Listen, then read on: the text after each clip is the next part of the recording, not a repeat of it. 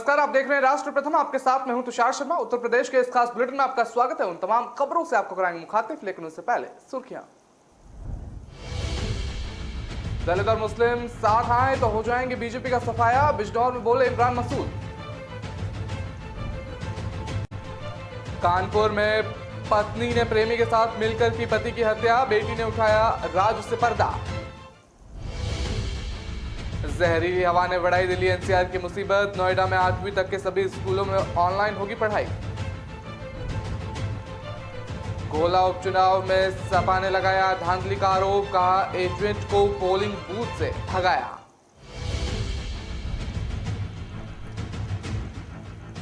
UP में 14 railway station पर कम हुए प्लेटफॉर्म टिकट के दाम, त्योहार के दौरान बढ़ी थी कीमत। खबरें जानेंगे विस्तार से। आपको बता दें कि बहुजन समाज पार्टी के पश्चिमी यूपी के संयोजक इमरान मसूद बिजनौर पार्टी कार्यालय पहुंच रहे हैं, जहां पर सैकड़ों पार्टी कार्यकर्ताओं ने उनका गर्मजोशी के साथ स्वागत किया। इस दौरान इमरान मसूद ने आगामी नगम पालिका चुनाव यानी कि यूपी सिविक इलेक्शन 2022 को लेकर पार्टी कार्यकर्ताओं से बात की और आगामी लोकसभा चुनाव और अभी से विधानसभा चुनाव की भी तैयारियों में जुटने को कहा गया है। बता दें, उन्होंने कहा है कि अब वक्त आ गया है जब मुस्लिम और दलित समाज को मिलकर चुनाव मैदान में उतरकर बीजेपी का सफाया किया जा सकता है। नगर निकाय चुनाव नजदीक आते ही सभी दलों के नेताओं ने अपनी अपनी तैयारियां शुरू कर दी हैं। ऐसे में बिजनौर इन दिनों राजनीति का अखाड़ा बना हुआ है। और बता दें कि बीएसपी और कांग्रेस के दो बड़े नेताओं ने जिले में डेरा डाल रखा है। और बीएसपी से इमरान मसूद और कांग्रेस से नसीमुद्दीन सिद्दीकी बिजनौर में है, तो वहां बीएसपी हाल ही में पश्चिमी के संयोजक बनाए गए इमरान मसूद भी पार्टी कार्यालय में मीडिया से मुखातिब हुए। और बता दें कि इस दौरान उन्होंने सपा और बीजेपी पर जमकर हमला बोलते हुए कहा कि यूपी के मुसलमानों को सपा पर जो भ्रम हुआ था वो टूट गया, और भी इसे लेकर भ्रम में थे जो सपा में शामिल हुए थे। इमरान मसूद ने कहा कि अगर मुसलमान विधानसभा चुनाव में बसपा को वोट देता है तो आज यूपी में 2/3 बहुमत से बहन जी की सरकार होती, और सपा का जो वोट बैंक के आधार है वो आधार ही खत्म हो गया है। और बता दें, आगामी नगर निकाय चुनाव और लोकसभा चुनाव और अगला विधानसभा चुनाव 2027 में मुसलमान बसपा को वोट करेगा। और बीजेपी पर हमला बोलते हुए इमरान मसूद ने कहा कि बीजेपी मुसलमानों का उत्पीड़न कर रही है। नगर निकाय चुनाव में बीजेपी के मुसलमानों को चुनाव में टिकट देने के सवाल पर जवाब देते हुए उन्होंने कहा कि बीजेपी मुसलमानों को टिकट रूपी लॉलीपॉप देकर उनका वोट नहीं हासिल कर सकती।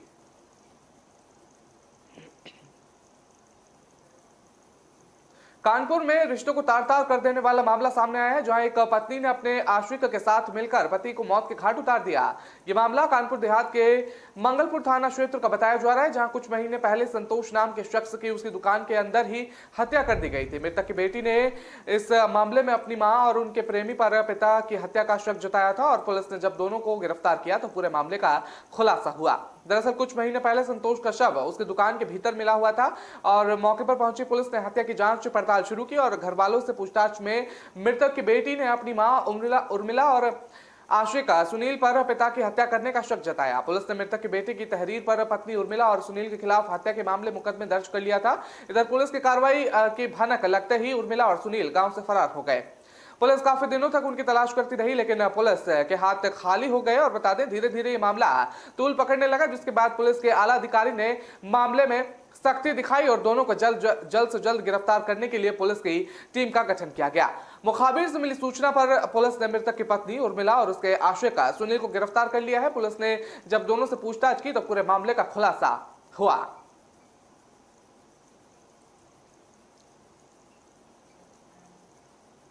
दिल्ली एनसीआर में प्रदूषण से लोगों को काफी दिक्कतों का सामना करना पड़ रहा है। प्रदूषण से हर कोई परेशान है, लेकिन इसका असर बच्चों पर ज्यादा हो सकता है। ऐसे में गौतम बुद्ध नगर में कक्षा 8 से 8वीं तक की कक्षाएं ऑनलाइन माध्यम से चलने का आदेश दिया गया है।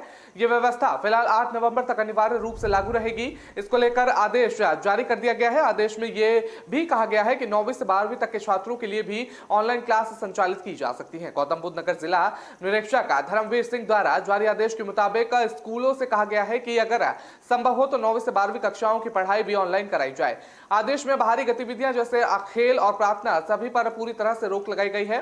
सिंह ने कहा है कि सभी स्कूलों को 8वीं कक्षा तक की पढ़ाई ऑनलाइन करने का निर्देश दिया जाता है और उनसे संभव होने पर भी 9वीं से 12वीं कक्षा की पढ़ाई भी ऑनलाइन माध्यम के जरिए को कहा गया। नोएडा से सटे दिल्ली में फिलहाल स्कूलों को लेकर कोई फैसला नहीं हुआ है। बता दें कि दिल्ली के पर्यावरण मंत्री गोपाल राय ने हाई लेवल मीटिंग बुलाई थी और ऐसे में इस बात पर नजर रहेगी कि स्कूलों को लेकर क्या फैसला होता है। हालांकि बीजेपी और कांग्रेस ने दिल्ली सरकार से मांग की है कि प्रदूषण को देखते हुए राजधानी में स्कूल बंद रखे जाएं। और गुरुवार को राष्ट्रीय बाल अधिकार संरक्षण आयोग ने दिल्ली सरकार से कहा था कि वो राष्ट्रीय राजधानी में वायु प्रदूषण की स्थिति में सुधार होने तक स्कूल को बंद रखे।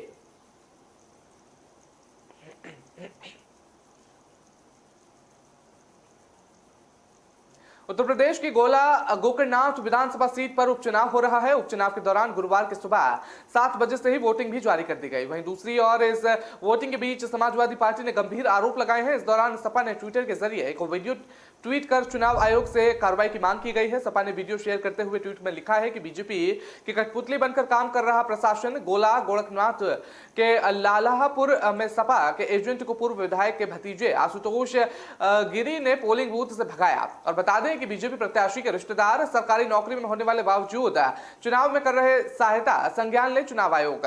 सपा ने ट्विटर के जरिए केवल बीजेपी पर आरोप लगाया बल्कि पोलिंग बूथ से एजेंट को भगाने की भी बात कही। वहीं चुनाव आयोग ने जल्द इस मामले में संज्ञान लेने की भी अपील की है।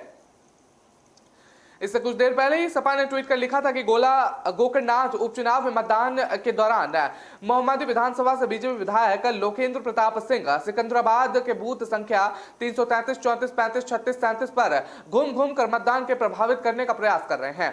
कृपया मामले का संज्ञान लेकर उचित कार्रवाई करने का चुनाव आयोग करे।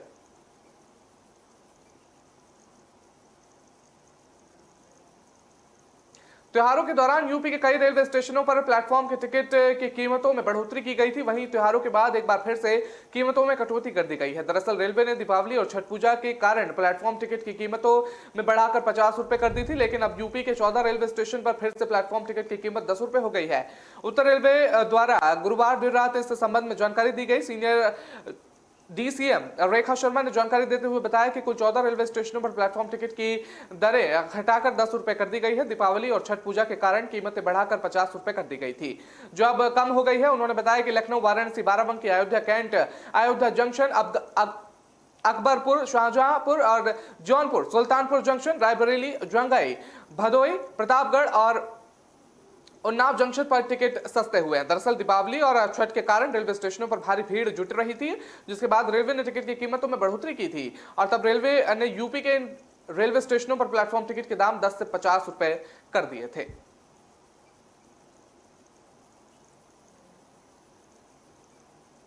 फिलहाल वक्त तो चला एक छोटे से ब्रेक का। खबरों का सिलसिला लगातार जारी रहेगा।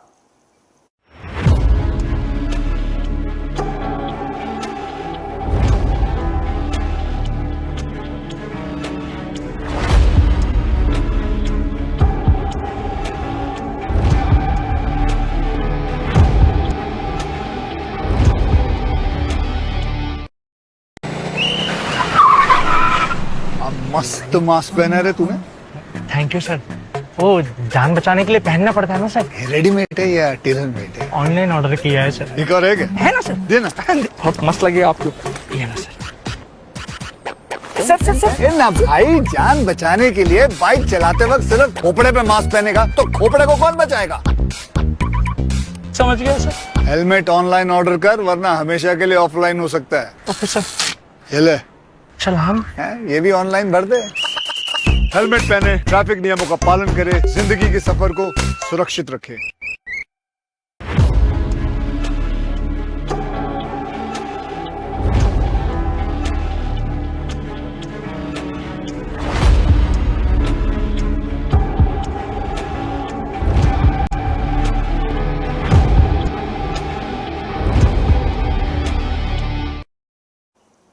ब्रेक के बाद आपका स्वागत है। रुक करते हैं अगली खबर का। आपको बता दें कि गाजियाबाद नगर निगम फंड की कमी से जूझ रहा है और इसी वजह से सरकारी विभागों के कार्यालय द्वारा 200 करोड़ का भुगतान नहीं करना भी है। और बता दें कि इसमें केंद्र और राज्य सरकार के कार्यालय भी शामिल हैं और फंड की कमी के कारण विकास कार्यों में बाधा आ रही है। नगर निगम अधिकारी का कहना है कि विभागों द्वारा टैक्स जमा करने से फंड की कमी की समस्या सुलझ सकती है। कई कार्यालय से इन विभागों ने नगर निगम के टैक्स का पैसा जमा नहीं कराया है। विद्युत निगम इसमें सबसे बड़ा बकायेदार है और जिसमें 10 साल से अधिक का टैक्स जमा नहीं कराया। सरकारी विभागों में एयरफोर्स, सीआईएसएफ, सेंट्रल इलेक्ट्रॉनिक और बता दें एसएसपी कार्यालय, डीएम कार्यालय, कोर्ट भवन, सीबीआई एकेडमी और भी दूसरे विभाग भी आते हैं। इनमें सभी को हर साल 4 नोटिस भेजे जाते हैं, लेकिन इसके बावजूद ये टैक्स जमा नहीं करा रहे हैं। हाउस टैक्स नहीं जमा कराने वालों से कहा जाता है कि उनका पानी का कनेक्शन काट दिया जाएगा, लेकिन नगर निगम, केंद्र और राज्य सरकार के विभागों पर यह कार्रवाई नहीं कर पा रहा है। इस मामले में नगर निगम टैक्स अधिकारी डॉक्टर संजीव सिन्हा ने बताया है कि विभागों को लगातार चिट्ठी लिखी जाती है। फिलहाल अभी कई ऐसे विभाग हैं जिन पर नगर निगम का बकाया है, जिलाधिकारी कार्यालय पर भी बकाया है। उन्होंने कुछ भुगतान जमा करा दिया है, एसएसपी कार्यालय का भी अभी बकाया बाकी है और उन्होंने नोटिस जारी कर कहा गया है कि जल्द से जल्द भुगतान किया जाए। उन्होंने कहा है कि नगर निगम में फंड की कमी के चलते विकास कार्य रुक जाते हैं।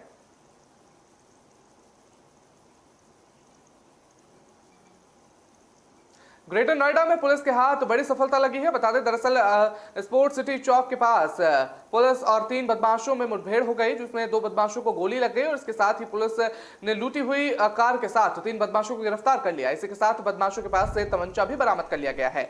बता दें कि बदमाशों ने 26 अक्टूबर को फरीदाबाद से कार बुक की थी और जिसके बाद वो सिकंदराबाद रोड पर ड्राइवर को बंधक बनाकर लूट कर फरार हो गए थे। तभी से ये थाना दानकौर पुलिस इनकी तलाश कर रही है और दरअसल ये मामला ग्रेटर नोएडा के स्पोर्ट्स सिटी यमुना एक्सप्रेसवे दानकौर थाना क्षेत्र का बताया जा रहा है। ग्रेटर नोएडा के थाना दानकौर पुलिस बिजली पावर हाउस के पास चेकिंग कर रही थी, तभी सामने से आ रही एक संदिग्ध कार को रुकने को इशारा किया गया, जिस पर कार सवार बदमाशों ने कार को तेजी से चलाते हुए भगाने का प्रयास किया। पुलिस के पीछे करने पर खुद को घिरा हुआ देखकर कार सवार बदमाशों ने पुलिस टीम पर फायरिंग कर दी और जिस पर पुलिस ने आत्मशस्त्र में फायरिंग करते हुए 2 बदमाश बबलू और अनुज घायल हो गए। बदमाशों को पैर में गोली लगने के बाद घायल अवस्था में गिरफ्तार किया गया है। घायल बदमाश के कब्जे से अवैध तमंचे, 2 खोखा, जिंदा कारतूस और लूट की कार बरामद की गई है। बदमाशों के एक साथी नितिन को काबिंग के दौरान गिरफ्तार किया गया है। घायल बदमाशों को इलाज के लिए अस्पताल में भेजा जा रहा है। बदमाशों ने 26 अक्टूबर को फरीदाबाद से कार बुक की थी, जिसके बाद वो सिकंदराबाद रोड पर ड्राइवर को बंधक बनाकर लूट कर फरार हो गए थे। तभी से थाना दानकौर पुलिस द्वारा इनकी तलाश लगातार की जा रही थी।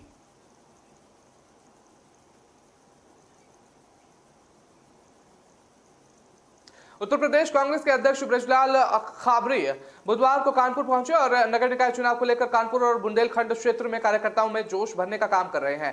कांग्रेस के प्रदेश अध्यक्ष ब्रजलाल खाबरी की माने तो निकाय चुनाव में भारतीय जनता पार्टी को कांग्रेस पार्टी ही असल चुनौती पेश कर रही है और क्षेत्रीय दल बेअसर साबित होंगे और देश में महंगाई, बेरोजगारी से लेकर तमाम मुद्दों पर कांग्रेस पार्टी ही भारतीय जनता पार्टी को घेर रही है और इनके नेताओं ने जुमलों से जनता को बचाएगी। और कांग्रेस प्रदेश अध्यक्ष ब्रजलाल खाबरी ने कहा कि कांग्रेस इस बार निकाय चुनाव में बहुत बेहतर प्रदर्शन करेगी और खाबरी का साफ तौर पर कहना है कि समाजवादी पार्टी और बहुजन समाज पार्टी इन चुनाव में कोई खास प्रदर्शन नहीं कर पाएगी। कांग्रेस की फौज तैयार है और चुनाव में जाने के लिए बीजेपी अपनी तैयारी करे और वो अपनी तैयार कर रही है और सत्ता पक्ष कुछ भी कह सकता है। वो 101 सीट जीतने का दावा भी कर सकते हैं। हम ये कह सकते हैं कि नतीजे कांग्रेस के पक्ष में आएंगे और कांग्रेस प्रदेश अध्यक्ष ब्रजलाल खाबरी ने कहा कि पूरे देश में बीजेपी कांग्रेस को मत दे रही है और चाहे वो अन्याय, महंगाई या जीएसटी के मुद्दे पर हो या फिर जनहित के मुद्दे पर हो, कोई भी क्षेत्रीय जल जनता के लड़ाई नहीं लड़ रहा है। और इसी के साथ प्रदेश अध्यक्ष ने कहा कि क्षेत्रीय दल बेअसर साबित होंगे और देश में महंगाई, बेरोजगारी को लेकर तमाम मुद्दों पर कांग्रेस पार्टी ही भारतीय जनता पार्टी को घेर रही है और इनके नेताओं में जुमले से कांग्रेस जनता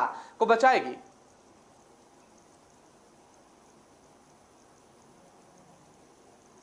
यूपी के मुख्यमंत्री योगी आदित्यनाथ ने भ्रष्टाचार पर करारा प्रहार करते हुए भ्रष्ट सीईओ का डिमोशन कर उसे सिपाही बना दिया है, जिसके बाद से हड़कंप मचा हुआ है। भ्रष्टाचार करने वाले अधिकारियों और नेताओं में इस कदर समा गया है और बता दें कि वो खुद को एकदम पाक साफ साबित करने में लगे हुए हैं। ऐसा एक मामला बस्ती जनपद में देखने को मिल रहा है, जहां बीजेपी नेता और सदर ब्लॉक प्रमुख राकेश श्रीवास्तव के सामने आने के बाद गंगा जल उठाकर कसम खाई गई और कहा कि उन्होंने कभी किसी से कमीशन नहीं मांगी और ना ही भ्रष्टाचार में लिप्त हैं। बस्ती में बीजेपी नेता राकेश श्रीवास्तव को यह वीडियो भी सोशल मीडिया पर वायरल हो रहा है जमकर, और जिसमें वो अपने आप को ईमानदार साबित करने में लगे हुए हैं और हाथ में गंगा जल तक उठा रखा है और कह रहे हैं कि उनसे बड़ा कोई 100% शुद्ध और योगी सरकार को नियतियों पर खरा नहीं होता है। बता दें कि राकेश श्रीवास्तव सदर के ब्लॉक प्रमुख हैं और पूर्व में प्रदेश महामंत्री भी रह चुके हैं। ऐसे में सवाल उठता है कि आखिर ऐसा क्या हो गया कि उन्हें खुद को ईमानदार साबित करने की जरूरत पड़ रही है। इस सवाल का उन्होंने खुद ही जवाब दे दिया। राकेश श्रीवास्तव ने कहा कि अराजक तत्वों ने उन पर आरोप लगाए हैं कि मनरेगा के कार्य में कमीशन मांगते हैं, जो पूरी तरीके से निराधार है और गलत है।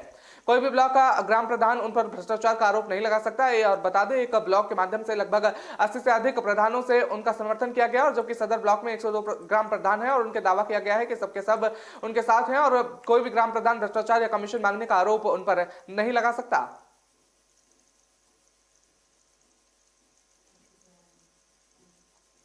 संगम नगरी प्रयागराज में डेंगू के मामले लगातार तेजी से बढ़ते जा रहे हैं। यहां तक तकरीबन 1000 लोगों की इलाज रिपोर्ट पॉजिटिव आ चुकी है और इसके साथ ही आधा दर्जन मौतें भी हो चुकी हैं। हालांकि ये सरकारी आंकड़े जमीनी हकीकत से कोसों दूर है और जिले में डेंगू के मच्छरों ने अब तक स्कूलों में भी डंक मारना शुरू कर दिया है। और ये यहाँ पिछले हफ्ते शहर के एक नामचीन स्कूल में डेंगू पीड़ित एक टीचर की क्लास में ही मौत हो गई थी।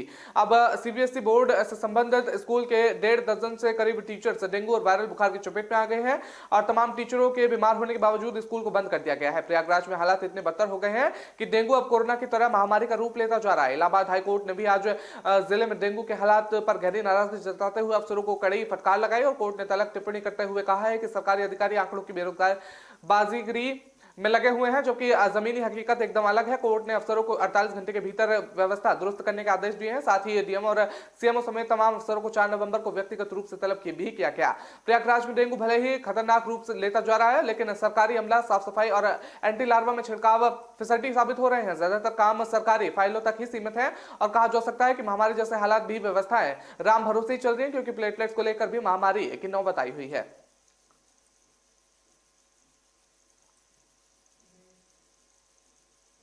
फिलहाल वक्त हो चला एक छोटे से ब्रेक का। खबरों का सिलसिला लगातार जारी रहेगा।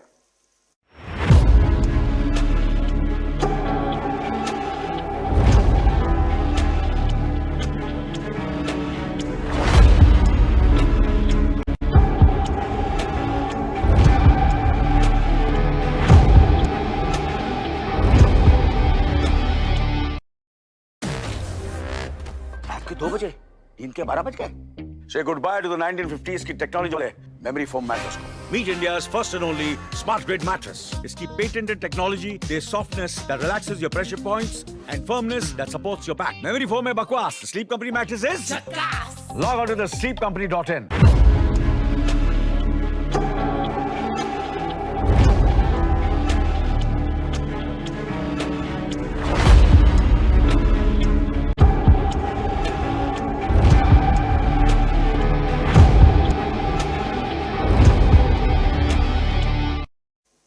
ब्रेक के बाद आपका स्वागत है। रुक करते हैं अगली खबर का। आपको बता दें कि यूपी में अलीगढ़ के जिला महिला अस्पताल में निकाले जाने से नाराज संविदा कर्मियों ने सीएमएस ऑफिस के बाहर बैठकर प्रदर्शन किया। सुबह से प्रदर्शन करते हुए संविदा कर्मी की जब कोई सुनवाई नहीं हुई तो उन्होंने सीएमएस ऑफिस के बाहर ताला तक लगा दिया, वहां कूड़े का ढेर भी फेंक दिया। सीएमएस और कर्मचारी काफी देर तक बंधक बने रहे, जिसके बाद मौके पर पहुंचे पुलिस और मजिस्ट्रेट ने उनको वहां से निकाला। और संविदा कर्मियों ने बताया कि 4 साल से हम नौकरी कर रहे हैं, मैडम ने हमें बिना नोटिस कर दिए जारी निकाल दिया और कहा है कि आपकी जरूरत नहीं है, लखनऊ कंपनी से बात कीजिए। कंपनी ने मना किया है, हमने कोई कॉन्ट्रैक्ट खत्म नहीं किया है और ना हमने किसी को निकाला है। सीएमएस ने फर्जी तरीके से निकाला है और आज हम यहाँ पर धरना दे रहे हैं और धरने को कोई भी सुनवाई नहीं हो रही है। मजबूरन हमें सीएमएस ऑफिस के बाहर ताला लगाना पड़ा और पूरा गिराना पड़ा। वही मामले पर सीएमएस डॉक्टर रेणु शर्मा ने बताया है कि हमारे यहाँ एमसीएच जो बिल्डिंग है और इसमें से 10 सफाई कर्मचारी और माली काम करते हैं और आउटपुट कंपनी से अब क्लीनिंग और गार्डनिंग का कॉन्ट्रैक्ट दूसरी कंपनी में चला गया है। वह भी कार्य कर रही है और 2 कंपनियों की डुप्लीकेसी होने की वजह से हमारे पास ऑडिट ऑब्जेक्शन आया है कि यहाँ डबल पेमेंट हो रहा है और एक ही कंपनी है, इसलिए दोनों का पेमेंट नहीं किया जा सकता। उस ऑब्जेक्शन को निर्धारित करने के तहत कंपनी वालों को लिखा है कि आप 40 में से 10 सफाई कर्मचारियों को मालिक को वापस लीजिए। सीएमएस ने आगे कहा कि हमारे यहाँ उनका पैसा देना संभव नहीं होगा और उसके विरोध में लोग यहाँ पर मेरे खिलाफ धरना दे रहे हैं और शायद कंपनी ने बताया है कि मैंने निकाला है और मेरा कहना है कि ये कंपनी इनको वापस ले और कभी भी समायोजित कर दे। उनके कर्मचारी हैं और उनके द्वारा मेरे ऑफिस के बाहर गंदगी डाली गई और मुझे भी बंद कर दिया गया और ताला लगा दिया गया। मेरे पास सभी कर्मचारी मौजूद हैं, हम सबको बंद कर दिया गया। मैंने पुलिस को सूचना दे दी है इस मामले में।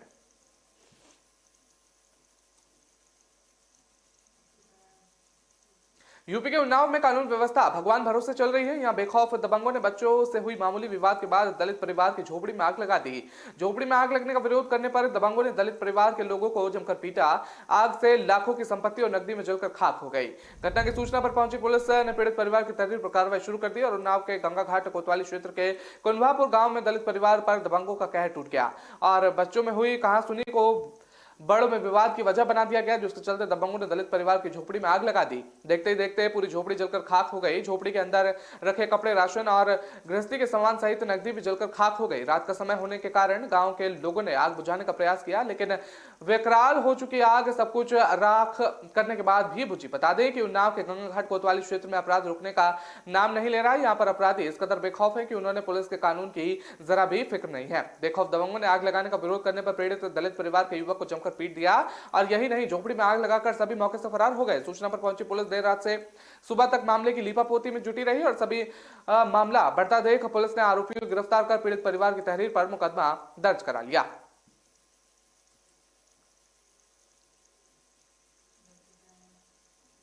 यूपी के बरेली में एक किसान की सिर्फ इसलिए हत्या कर दी गई क्योंकि उसने देनदारों से अपने उधार दिए हुए पैसे वापस मांगे थे। ये वारदात कुलोड़िया थाना क्षेत्र के गांव गुलड़िया की बताई जा रही है। किसान ने गांव के 3 लोगों को 5,000 रुपए उधार दिए थे, लेकिन जब उसने अपने पैसे मांगे तो दबंगों ने धारदार हथियार से उसकी हत्या कर दी और पुलिस ने इस मामले में नामजद 3 आरोपियों को गिरफ्तार कर लिया है। और खबर के मुताबिक गांव गुलड़िया निवासी 38 साल के फूलचंद ने अपने ही गांव महेंद्र आकाश शर्मा और अनु श्रीवास्तव को 5,000 रुपए उधार दिए थे। इन तीनों लोगों ने उस पैसे से दीपावली पर जुआ खेला और उन पैसों को जुए में हार गए। फूलचंद ने जब उन लोगों से अपने उधार दिए पैसे वापस मांगे तो तीनों ने 31 अक्टूबर की शाम फूलचंद को बुलाकर उसके खेत पर ले गए और वहां उसकी धारदार हथियार से उसकी गला काटकर हत्या कर दी। बता दें, जब फूलचंद काफी समय तक घर वापस नहीं लौटा तो परिजनों को चिंता होने लगी और परिजनों ने फूलचंद को फोन लगाया, लेकिन फोन स्विच ऑफ आ रहा था। फोन को तलाशने हुए जब परिजन खेत पर पहुंचे तो वहां उन्होंने किसान का खून से लथपथ शव देखा और इसके बाद पूरे गांव में कोहराम मच गया। सूचना मिलते ही पुलिस मौके पर पहुंच गई और पुलिस ने घटनास्थल की जांच और शव को कब्जे में लेकर पोस्टमार्टम के लिए भेज दिया।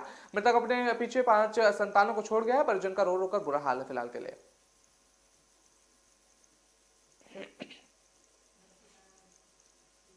यूपी के कैराना में 2.5 फीट के अजीम की आखिरकार शादी की हसरत बुधवार को पूरी हो गई है और सहरा पहन कर दूल्हे बने अजीम बारात के साथ हापुड़ पहुंचे और यहां 2.5 फीट के अजीम का 3 फीट का बुशारा के साथ निकाह हुआ। अपने छोटे कदे और शादी की मंशा सार्वजनिक करने के बाद अजीम कैराना ही नहीं पूरे देश में चर्चित हो गए हैं। बल्कि बता दें, दरअसल अजीम पिछले 1.5 साल से शादी के लिए परेशान थे। उन्होंने अपनी शादी करवाने के लिए सीएम योगी आदित्यनाथ से भी गुहार लगाई थी। पिछले साल 2.5 फीट के अजीम ने कोतवाली में पहुंचकर पुलिस से शादी कराने की गुहार लगाई थी। अजीम ने कहा था कि सर, आप पुलिस की हूटर वाली गाड़ी बुला लो और मेरे साथ घर पर चलो और मेरे अब्बू अम्मी से मेरी शादी कराने के लिए सिफारिश कर दो और मैं आपका यह एहसान जिंदगी भर नहीं भूलूंगा। बता दें कि अजीम ने अपने शादी की गुहार को लेकर मुख्यमंत्री योगी आदित्यनाथ से लेकर सपा अध्यक्ष अखिलेश यादव तक गुहार लगाई थी।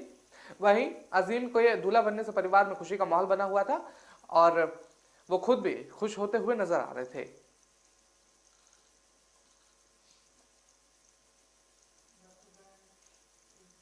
अलीगढ़ के गांधी पार्क थाना क्षेत्र के गांधीनगर में रहने वाले बीजेपी नेता अधिवक्ता के पालतू कुत्ते का किसी अज्ञात शख्स ने जड़ से पैर काटकर मामले पर बीजेपी नेत्री ने थाना पार्क में अज्ञात के खिलाफ मुकदमा दर्ज कराया है। पुलिस मामले की जांच कर रही है। फिलहाल दरअसल बीजेपी नेत्री प्रीति का पालतू कुत्ता मोहल्ले में घूमने निकला हुआ था। कुत्ता शेरू, जिसकी उम्र करीब 1.5 वर्ष बताई जा रही है, 29 अक्टूबर को अचानक वो गायब हो गया और जब काफी खोजबीन की गई तो वो नहीं मिला और 2 दिन बाद वो जब लौट कर आया तो उसका एक पैर कटा हुआ था।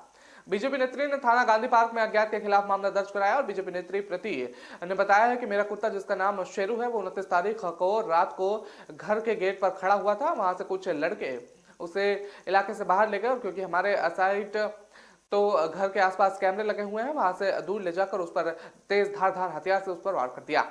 31 तारीख की सुबह जब वो घर आकर दरवाजे पर बैठा तो गली में हंगामा हो गया कि जिसका पैर कहां चला गया और कुछ आपराधिक तत्वों के लोग हैं जिन्होंने मेरे कुत्ते पर आक्रमण किया और उसका पूरा एक पैर काट दिया। एफआईआर दर्ज कराई है, पुलिस तहकीकात कर रही है। कुत्ते का मेडिकल हुआ है, सरकारी रिपोर्ट बनी हुई है और पूरी जांच करेंगे और कौन लोग हैं इसमें और उन्हें तुरंत सजा मिलनी चाहिए। मामले पर पुलिस क्षेत्र अधिकारी शिव प्रताप सिंह ने बताया कि प्रीति एडवोकेट है, उन्होंने एक अभियोग पंजीकृत कराया है और उनका पालतू कुत्ता शेरू 29 तारीख को गायब हो गया था। 31 तारीख को जब वो वापस हुआ था तो उसका एक पैर कटा हुआ मिला।